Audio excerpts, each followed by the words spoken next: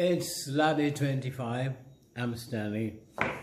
Going to more than go a little bit before I link you into what really is a PR piece from AFREXIM Bank, but it's important.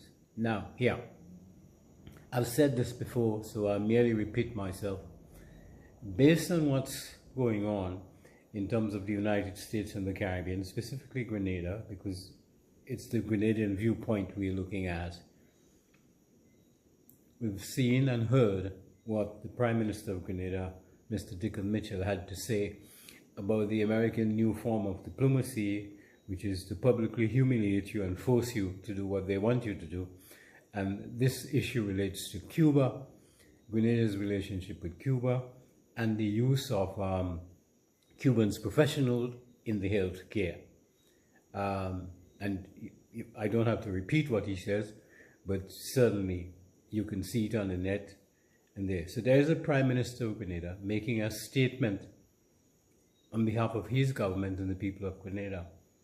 In any other country, opposition, and you don't have to have one opposition, in countries there are several, there are many. Now, the NNP is a Republican party. That means they're tied to the Republicans in the United States of America. And I've always told you that they're a slave catchers party. They don't give a shit about you. Ask them, what's their opinion on this? As in any normal country, they would issue a statement, but why have they not done it in Grenada? Now take Mr. Peter David, who is also vying to be the next Prime Minister in Grenada. What's his position? What would be his position on this? You see, in Grenada, the priority is about they say, and I hear this and they say. Illiteracy runs Grenada. And you have to change these things. Now, we've also, when it comes to economics, we all are illiterate, and purely because we are not informed.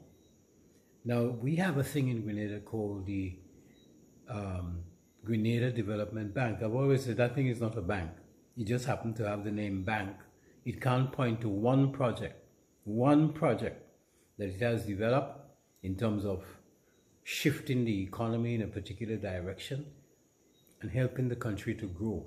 Now that, on the face of it, is the bank's fault. But who owns the bank? You.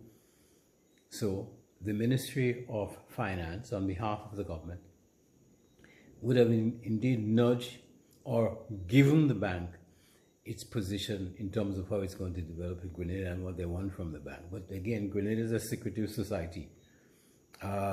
You're not told anything until the last hour. Back to this business about the relationship with Cuba. We all know our relationship with Cuba, and we know where we stand. There's no question about that. We know the role the PRG played in terms of its relationship, the People's Revolutionary Government, its relationship with Cuba. Without Cuba, we wouldn't have an international airport. The Americans would have you believe they built it, where everybody knows better. No, the Cubans built it. Cubans died for us. So the Americans could jump up and say what the hell they want. That's up to them. But we need to be informed and understand. When our Prime Minister makes a statement, we get behind it.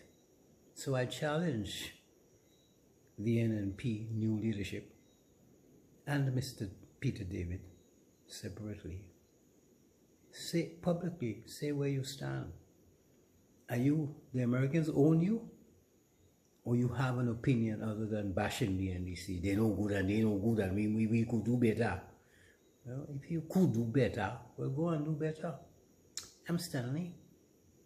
What's coming up is the AFREXIM Bank. It's a PR piece, it's a nice piece. It's what a bank can do and how they can change the face of Grenada. It's Lab 25. I'm Stanley.